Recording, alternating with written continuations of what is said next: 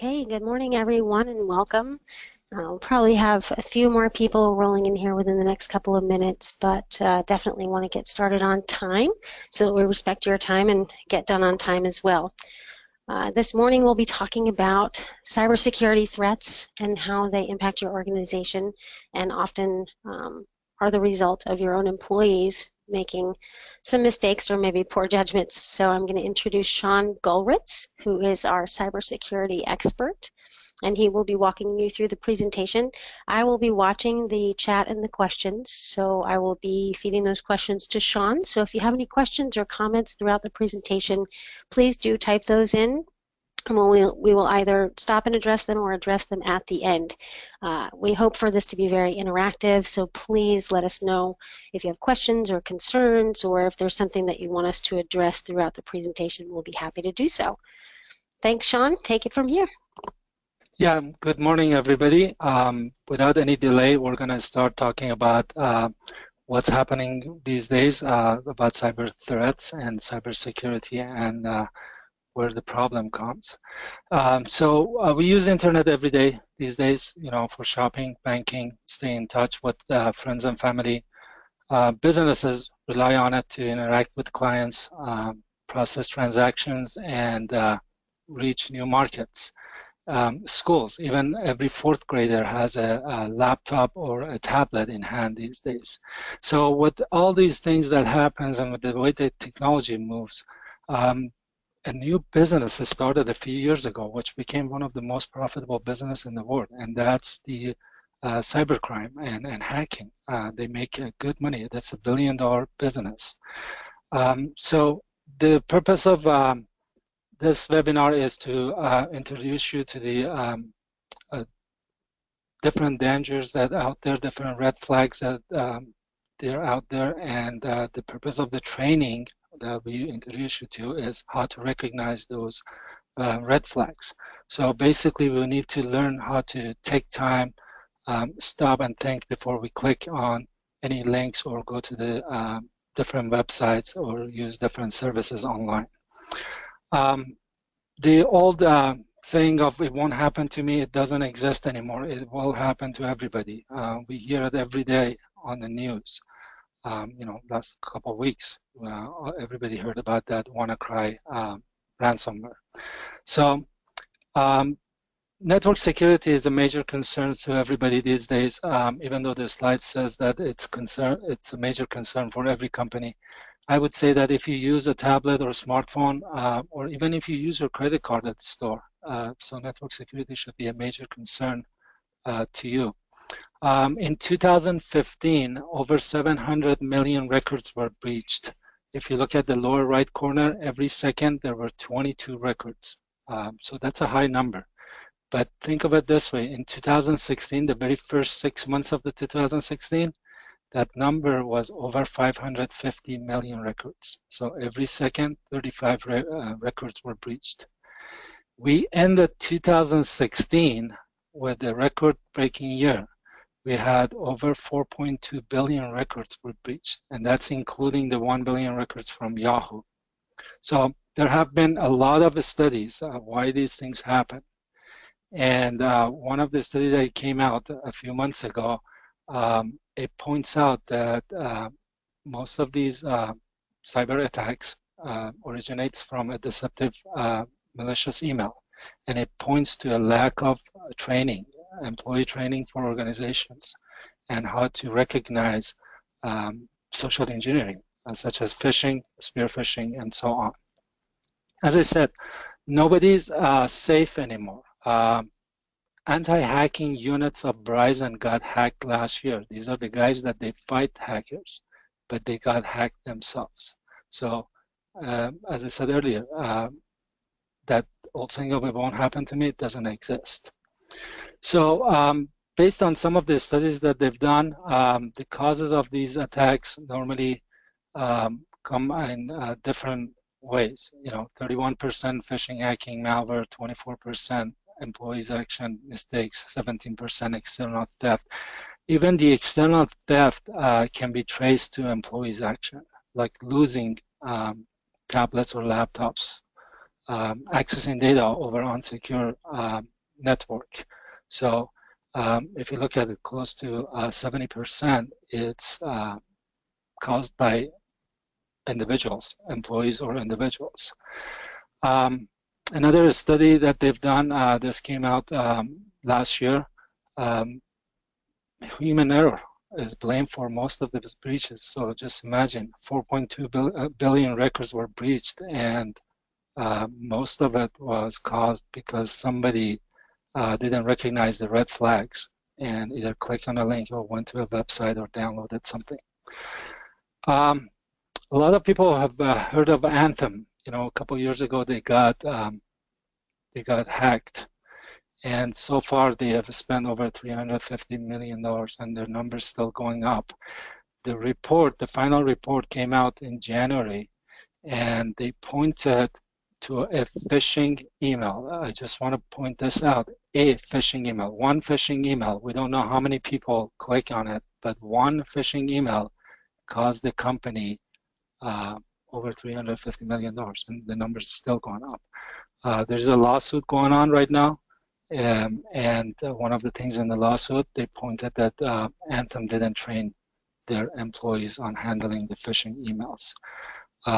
This is again in the final report, some of the numbers that Anthem had to spend to remedy the situation, and these are only some of the numbers. So you can see $2.5 million to engage experts, $150 million for implementing security improvements. You know, just the numbers are going up and up and up. U.S. Navy got hacked last November.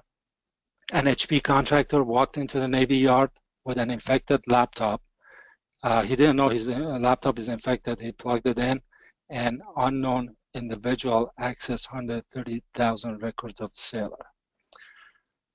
As I mentioned earlier, a couple of weeks ago, WannaCry ransomware attacked 150 countries and over 300,000 computers. It's interesting because this ransomware, they say that there are two ways. They got into the computers in two ways. One of them was scanning a TCP port, and the other one was some people click on actually downloaded a PDF file from an email that they got. As you see on this report, it shows that once one computer got infected, it was just a matter of seconds for the rest of the computers within that network get infected.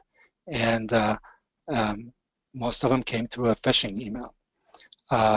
Still going on, even though it's slowed down, but still it's a threat.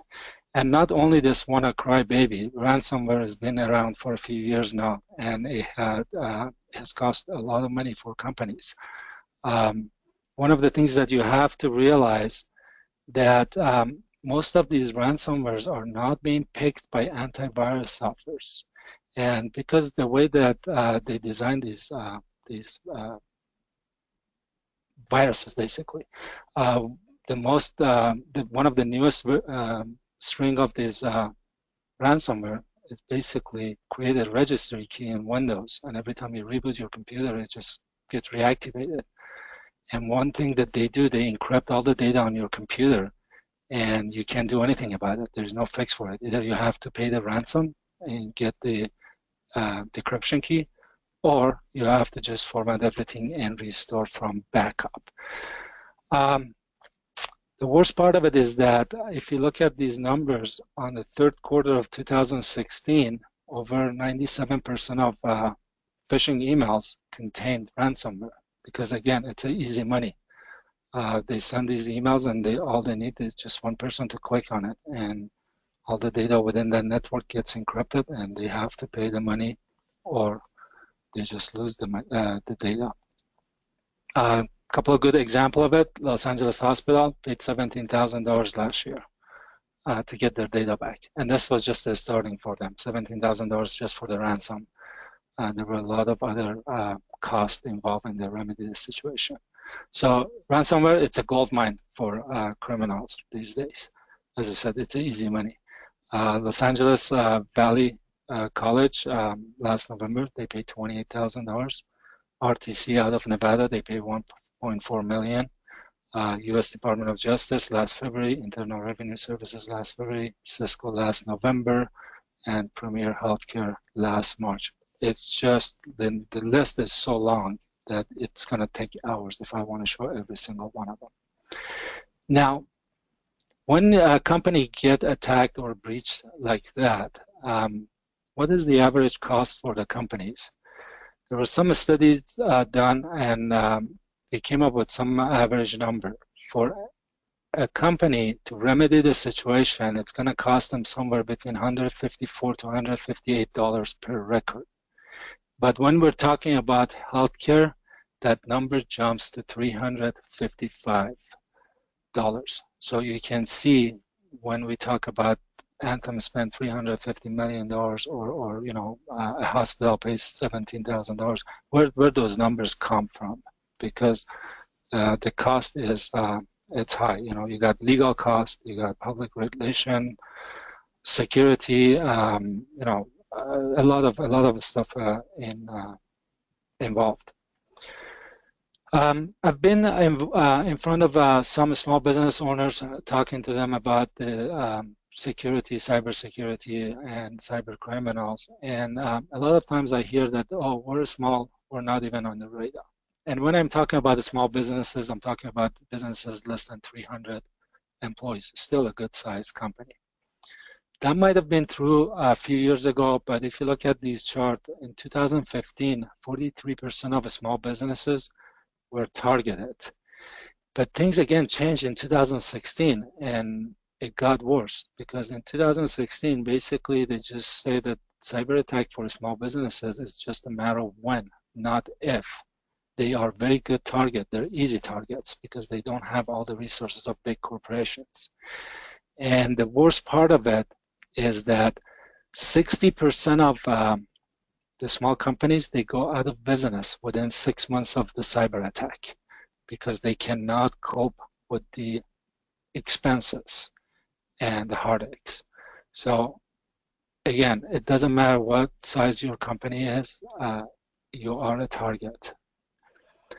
Now, there is always a question. I hear this a lot from people that, you know, my company spends thousands of dollars on security appliances, spam filters, firewalls, you know, antiviruses.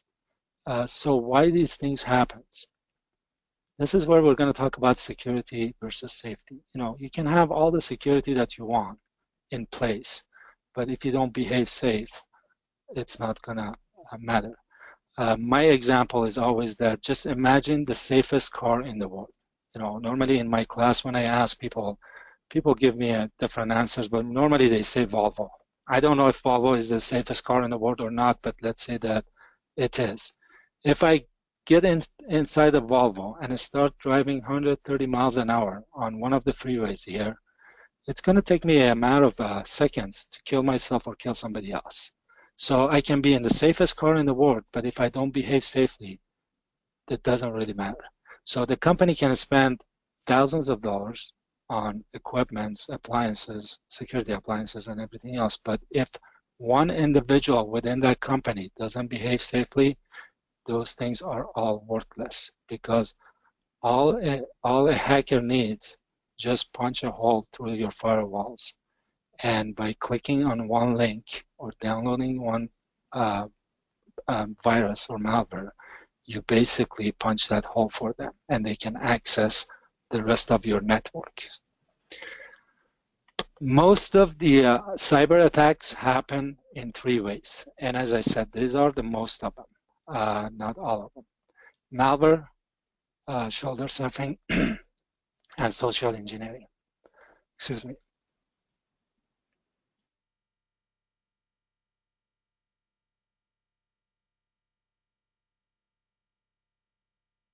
Sorry about that. So malware, I'm not going to talk about that much about malware. Everybody pretty much familiar with malware and viruses, what they do. Shoulder surfing, it's something that became very popular in last few years.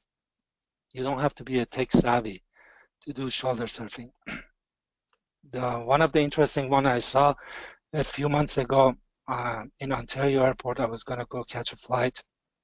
I was passing by, and I saw a lady sitting typing something on her laptop, and there was a guy standing next to her, holding his phone next to his ear like this, and pretending talking on his phone. And I was passing by. I looked, and I saw that he was recording her. He was recording every keystroke and everything that she was doing on her laptop. I've seen it in the checkout lines in a grocery store. What most people do when they get into checkout lines, they pull up their phones and they start playing on the phones. I've even seen people that they check their bank account balance when they're on the checkout lines. Starbucks, a lot of time happens. If you pay attention next time when you're at the Starbucks or your checkout lines in a grocery store, you're going to see that people looking over each other's shoulders. I'm not going to say that every single time it's going to be for a malicious reason, but again, you never know. So when you are using your phones or tablets in a public area, you really have to be careful who's around you.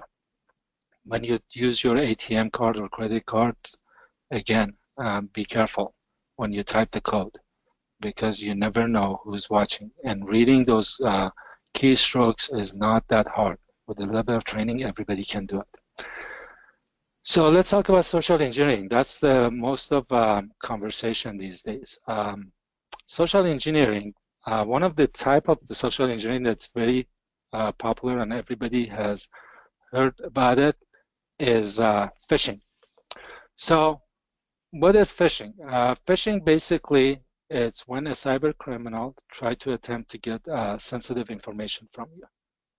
And by sensitive information, I mean that it can be anything from a social security number to even a cat's and dog's name, because you cannot imagine how many passwords can be resetted by just a pet's name.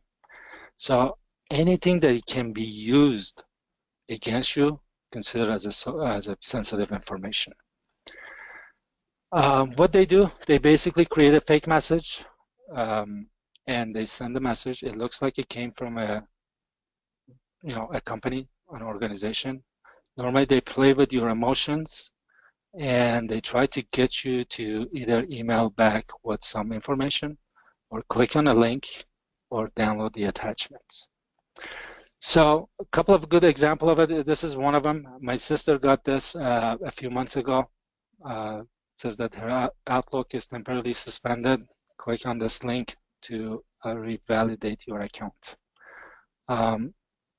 I do manage our account, our email addresses, so I know that we don't have Outlook web app, but they wanted her to click on the Outlook web app. If she clicked on that, she would have gotten a website that looks really like a Microsoft Outlook web access, and then she would have put her email address and a password, and that would have been the end of it. They could have accessed her email accounts, and what do we have on our email accounts? We have our bank information, we get communications from children's schools, credit card companies, all these things. So this was one of the type of phishing emails. Besides that, where it says your Outlook account is temporarily suspended, that's meaningless, because Outlook is just a software on the computer. The Outlook cannot be suspended.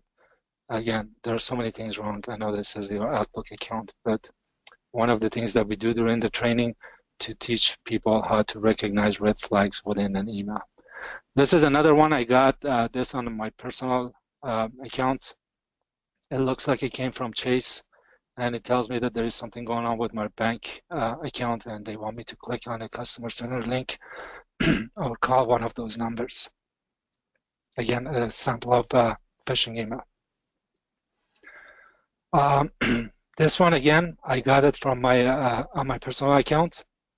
Seems like it came from FBI. An agent sent me this email. Want to give me $10 million, but they don't know where I live. I'm sorry, if the FBI doesn't know where I live, we're all in trouble. So again, they're playing with emotions. $10 million, that's a lot of money. But they want me to reply to this email and send them my personal information. And look at the email address they came from. I'm sure FBI doesn't send an email from Gmail account. And I'm sure that nobody uses FBI in their username, Gary Powell FBI at gmail.com.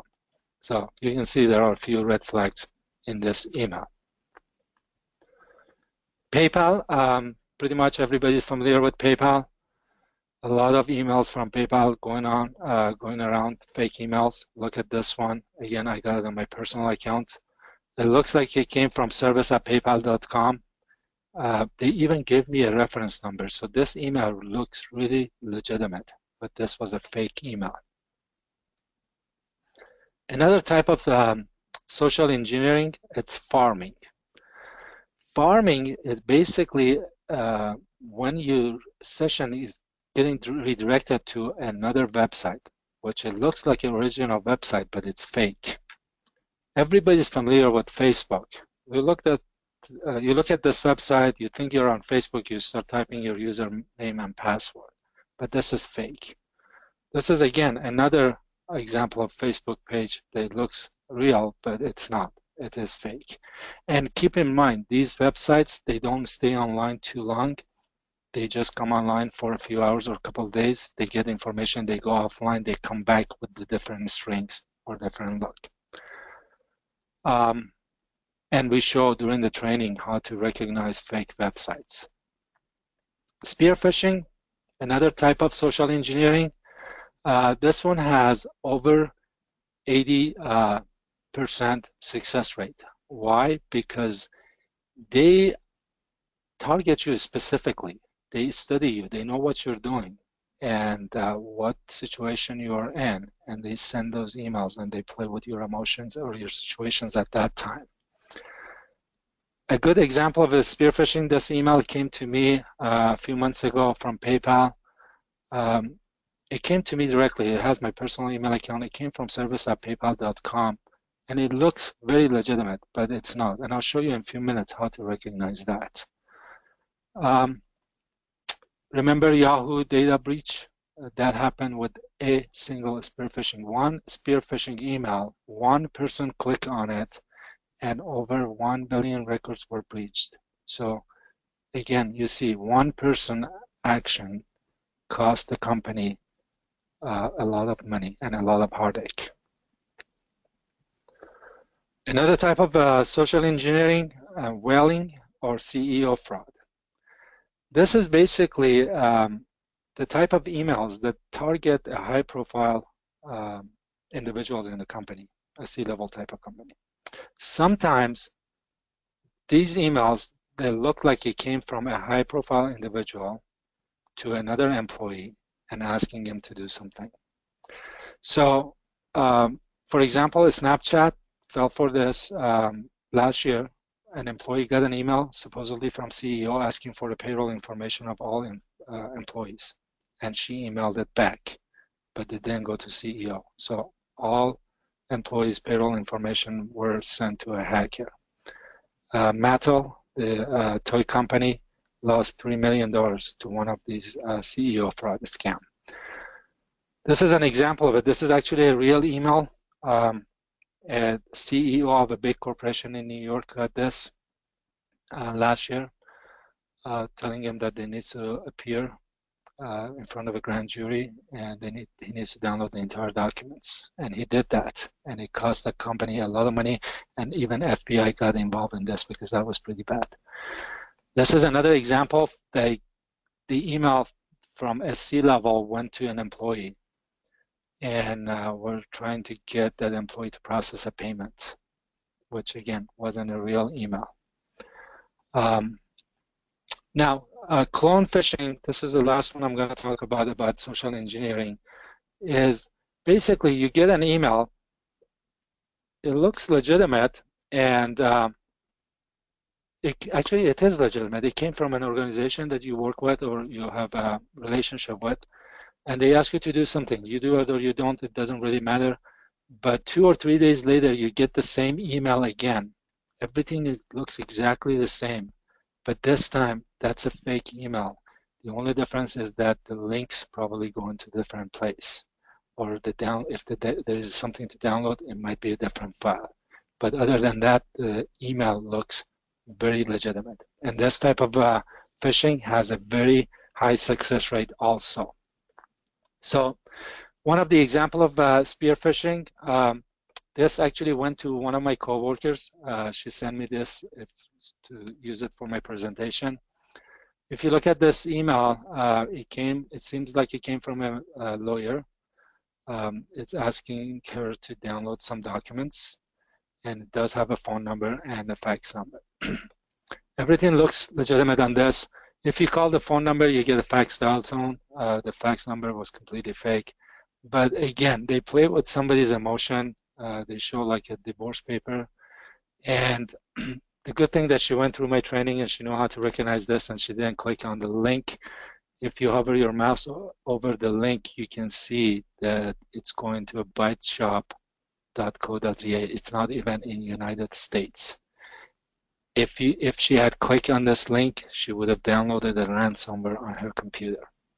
And Sean, do you mind if I make a quick comment about that one? yes. I happen to be in the room with the person who received this email, and I went to the website, not to the link to download the documents, but I looked up the company, I Googled it, and then went to their website, and it's so close. Like it really is a real law firm, but the phone number was just a couple numbers different, and the email was a little bit off of what the actual website name is. So I almost fell for it as well. I almost told her to look at the documents. Yeah, and I called the lawyer myself when I got this email, and I told that law firm that there's something like this going on. It's crazy. Yeah. So again, they played with her emotion, and had she clicked on this link, she was in the office, she would have downloaded a ransomware. Our whole organization could have gone in trouble. So this is a good example of a spear phishing. You can see she was targeted directly with her name and email address in place, and they knew what she's going through. This is the email that I showed you earlier that I got myself, a spear phishing. Came from service@paypal.com, looks legitimate. My personal email address is in the to section, legitimate. The email looks, perfect. There is nothing, I mean, with the first glance, there's nothing wrong with this email. But if I hover my mouse over that continue button, look at that. It's going to a Russian website. My PayPal account is connected to my credit card and my bank account. So had I clicked on this link, I would have gotten a page, looks like a PayPal, would have typed my username and password, and I would have given the hackers access to my bank account and credit card, basically. So you can see how somebody can fall for this thing, because again, it looks so legitimate. It was, addressed to me directly. So anyway, any questions so far about phishing emails, social engineering? Okay, I guess we don't have any questions right now. Let's talk about social network, Facebook in particular, because that's a pretty popular one. A lot of people use it.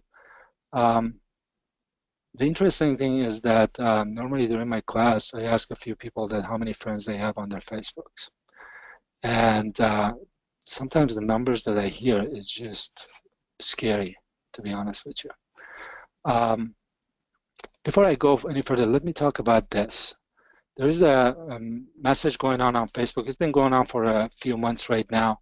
You may get something like this on your messenger that says, LOL, OMG, have a look at this. I can't believe somebody posted this. Click on this link. Or there's an image. You click on the image. If you do this, it opens up a Dropbox. Your computer gets infected. Everybody on your Facebook friends list gonna get the same message. And I don't really know what that virus does to your computer, but I'm sure it does something. But it's like you can see how it can create that loop that everybody gets infected. One of the things during the class I share with my students is that in 2014, I was hired to do a security testing and penetration testing for a network. And I hacked into the network through the Facebook, just by friending people and gaining personal, accessing their personal information. So it is a very dangerous platform. You really have to be careful on who are your friends. You have to be selective. As I said, last week, 2 weeks ago, I was in a class and I asked somebody how many friends she has on her Facebook, and she said 1,200. So 1,200 friends. I mean, come on, in real life, how many friends can we have? A handful, or maybe 10 or 12. 1,200 people, they're not really friends. So I have a big rule about this, and as I said, I really go into details during the class that you need to get rid of people that they're not really your friends. If you haven't talked to them for a couple of years, they're not your friends. If you just met them once in a coffee shop or a party, they're not your friends. As the number of friends go up in your Facebook profile, the size of the targets get bigger and bigger. You are very big target. And this happens especially with the teenagers and young generation. So if you have kids at home, young kids, you really want to talk about that. And as I said, I get really into details during the class and explain how I did it and what are the dangers of Facebook. LinkedIn, I get questions about LinkedIn. If you use LinkedIn professionally, you don't mix it with your personal life. It's kind of, safe. What can they do with the professional information? Not that much. Again, I'm not going to say it's 100% safe, but just have to keep two things separate, professional and personal life. Also, privacy settings, you have to really go and look at the privacy settings on your LinkedIn and Facebook and make sure the privacy settings are set appropriately to what you want. Any questions on social media so far? Okay. Let's talk about passwords. 63% of confirmed data breaches last year involved weak passwords. Normally, I ask people that what they think it's a safe password. They say 8 characters, uppercase, lowercase, symbols, stuff like this. 8 characters was a good password probably in 2012, 2013, even maybe 2014. But nowadays, if I phish your company and I send a mass email and somebody click on a link and get my password cracker installed on your network, it takes me somewhere between 4 to 14 minutes to crack a 8-character password, uppercase, lowercase, numbers, and symbols. It's not enough time for your IT department to realize there is a password cracker on the network. So when we talk about complex password, first of all, the minimum these days should be 10 digits. And then when we talk about complex password, it's not that you use a certain word and make it uppercase or lowercase and add a couple of numbers. Here, let me give you an example of this. So let's say that my password is football. This is 8 characters. This is a website. You can use it as a reference. Don't use it as guidance. So if I type football, 8 characters, you can see it can be cracked instantly. Now, if I go and add a couple of digits to this to make it 10 characters, let's see, it takes about 1 day. So it's still better, but not that good. So the rule is that when you want to create complex passwords, you want to create passwords, words that it cannot be found in dictionary. It doesn't matter if it's Spanish, French, English, German, any Latin type of language. It can be cracked pretty quick. So look at this. I got football 67 on top. The bottom is still says football 67. I just added a symbol. Let's do $sign. That's easier. So let me put this in this program and see how long it's going to take to crack this. See the difference between a 1 day or instantly to 400 years.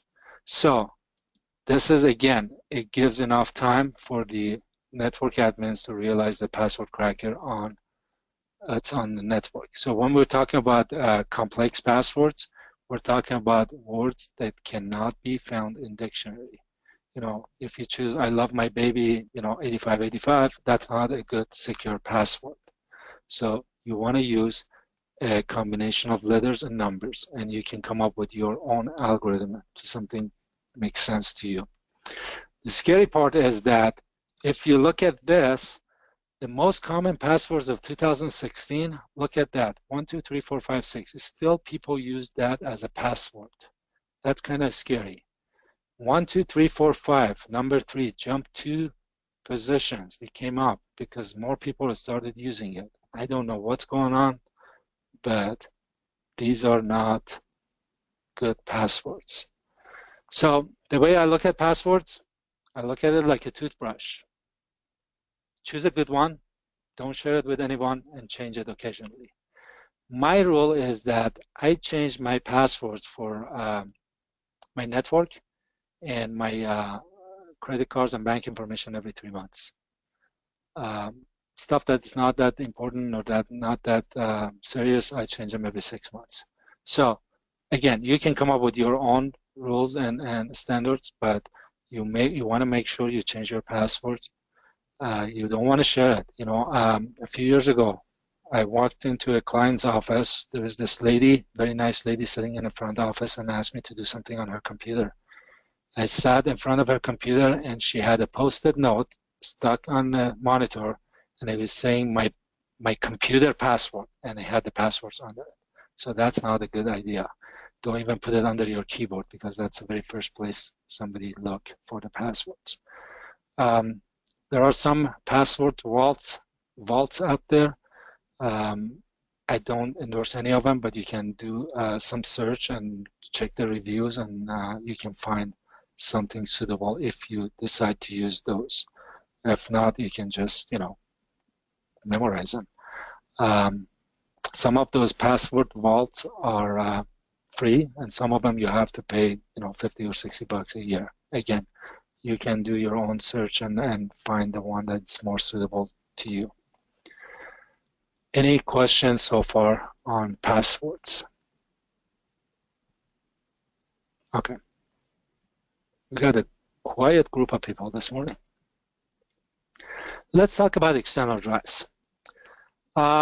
Before I get into this, first thing I want to say is that I've been, as I go to different organizations and businesses, I see a lot of people hook up their cell phones to their computers to charge. That's a big no-no, because you can get your cell phone, you get an email on your cell phone, you click on the link and you get a virus installed on your cell phone or downloaded to your cell phone. Normally those viruses are designed for Windows operating system, so it's not going to affect your cell phone whatsoever. It doesn't matter if it's an iPhone or Android devices. So your phone is going to function properly, no issues whatsoever. But when you connect your cell phone through a USB cable to your computer to charge, that virus can get into your computer, and if you're connected to a network, infect the rest of the network. So it's not a good idea to hook up your phone to your computer to charge. If you want to do it, really plug it into the wall. It's the safest way. I've had people asking me, well, how do you back up your cell phone data, pictures and stuff like this? Well, these days you have to use the cloud services. iPhones, they come with the iClouds. Google Androids, they come with the Google Clouds. So, and those are free services. You can sign up and your phone automatically sync up to your cloud services, and you got a backup of everything. Again, it's free. It doesn't cost you anything, so you don't really need to hook up your phone to the computer to back it up. Now, a lot of us heard about the Stuxnet. This is a virus brought down Iranian nuclear facilities a couple years ago. It went there with a USB drive. So again, USB drives are very common these days because they're cheap and everybody has one, or even when you go to shows or expos, they give you one or two. And because people have a tendency of connecting them from one computer to another computer, again, it became a goldmine for hackers. So those USB drives can be infected, and you're connecting them from one to another computer, and you get all those computers infected.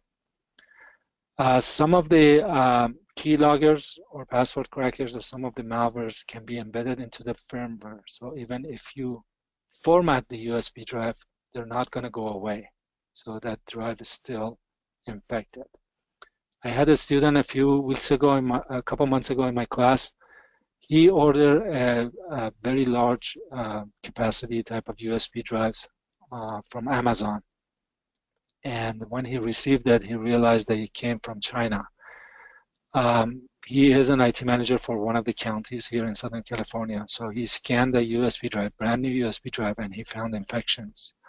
Actually, a couple of strings of malware on that USB drive, brand new one. So you really have to be careful where you buy these drives.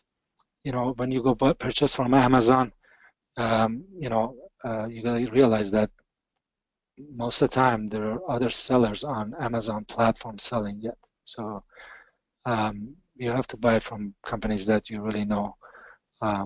And also, don't share it with people. And the big rule is that if you find it on the floor or in the office buildings and you don't know who's the owner, just throw it away. Homeland Security a few years ago did a study, a research, and they threw a bunch of USB drives in a parking lot, an office building. 60% of people picked up those USB drives, they brought them in, and they plugged them into their computers. That was a huge number. Very interesting type of behavior. About 2 months later, they did the same study, but this time they put a logo on those USB drives. And this time, 90% of people picked up those, brought them in, and plugged them into their computers. You can see how dangerous these things can be. So again, if you find them on the floor, you find them on a table or desk or somewhere, and you don't know who the owner is, just throw it away. Don't even try to format them. Those things are so cheap, you don't really need to do that. So again, what are the root cause of all these data breaches? We talk about, again, the highest number is employees, the individuals. You know, even the contractors. If you have guests coming to your place of work, you know, you have to be really careful what they bring in, because like that U.S. Navy type of deal, you know, a contractor walked in with an infected laptop he didn't know. One of the things that you have to realize that 70% of cyber attacks, it's a combination of phishing and hacking techniques. So again, phishing are the most dangerous type of cyber attacks and cyber crimes these days.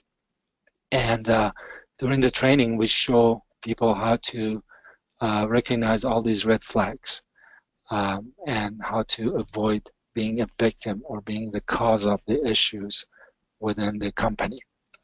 So the end user cyber security training that we do, these are the subjects that we cover during that training. We talk about social engineering and different types of it.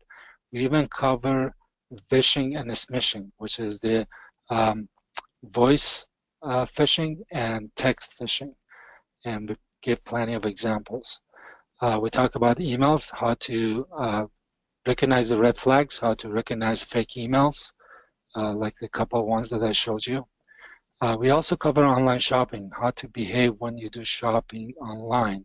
What are the signs that you have to look when you do shopping? Social media, as I said, we cover a little bit here about Facebook and LinkedIn. I really get into details about Facebook with the students and show them how dangerous it is. And the external drives, we talk a little bit about USB drives and cell phones and, you know, any type of external drives that you connect to your computers. So the purpose of our training, it's think before you click. This is the motto that it came from the Cybersecurity Alliance. It's a organization tied to Homeland Security, and they have a Cybersecurity Month every October. So this is their motto. Think before you click. Any questions?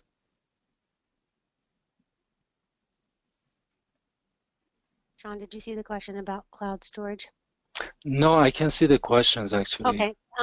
Eric has a question about the WannaCry. and asked if that can infect cloud storage if you're locally infected and sync with OneDrive, Dropbox, etc. Yes, if you sync, yeah, it can affect it. If you connect it to any type of storages, it doesn't matter if it's a cloud storage or external or internal storage, it can affect it, any type of ransomware, not just WannaCry. They can encrypt your data.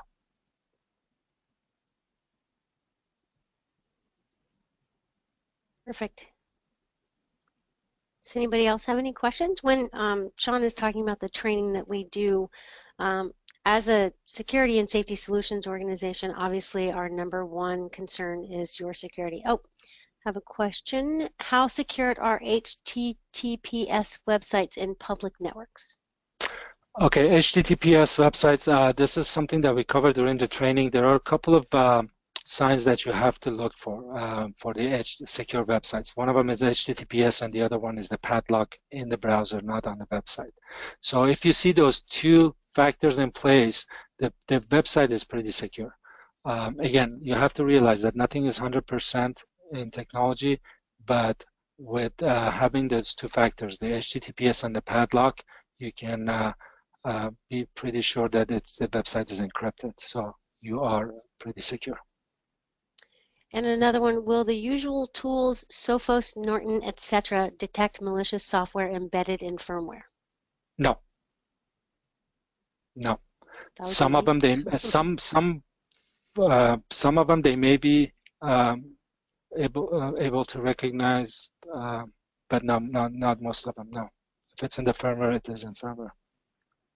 And then Lucy would like to know, is it safe to save passwords in Google? No. What are you talking about? Google Cloud? Are we talking about like a Google Drive?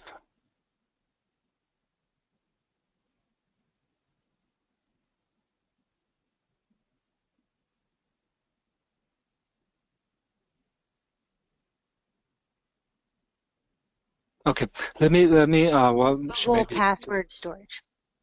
Google Password Storage. I'm not familiar with that very too much. If you have multi-factor authentication, it is kind of safe. Again, kind of safe, but you got to make sure you have multi-factor authentication, not just a single. She's also Actually, looked at Remember My Password. I'm guessing that's one of the password no, vaults that you were talking about. no. Remember password. If you're talking about the browser, when you type your password, it asks you to remember the password. That's a big no-no. No, because if your browser gets hijacked, those are all clear text. So if you're talking about remember password on your browser when you type, your username password on your Internet Explorer and ask you if you want to save it, uh, I'm highly against that. No. Um, just one thing, going back to Google Password storage, as I said, I'm not really familiar with that, but you gotta make sure you got multi-factor authentication. Also, you probably wanna, and goes for everybody, for any type of financial website that you access, credit card, banks, or anything like that, even for business, if you access your bank account or business bank accounts, you probably want to set up a multi-factor authentications. So the way that it works, basically, when you go to a website, you type your username, password, you won't be able to log in unless if you type a code, and that code is being texted to you through your cell phone. And there are other ways of doing it, but most companies, they do this way. So that's another way of making sure that nobody else can access your data.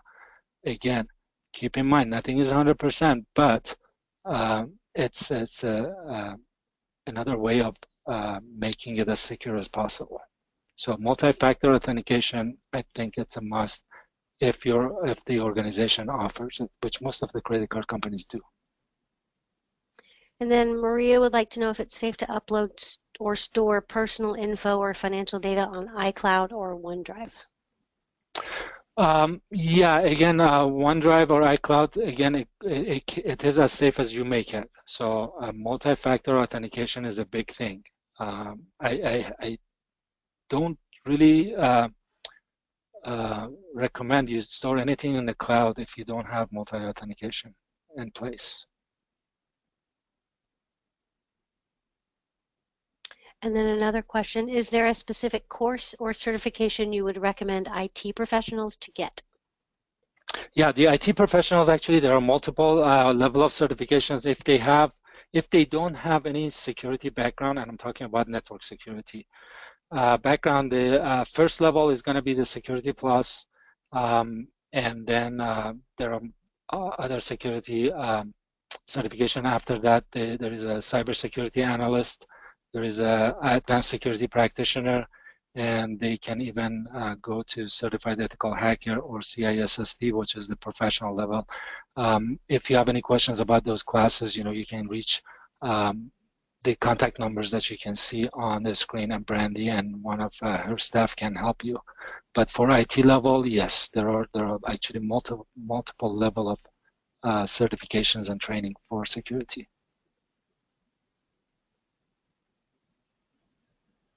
Thank you. Any other questions?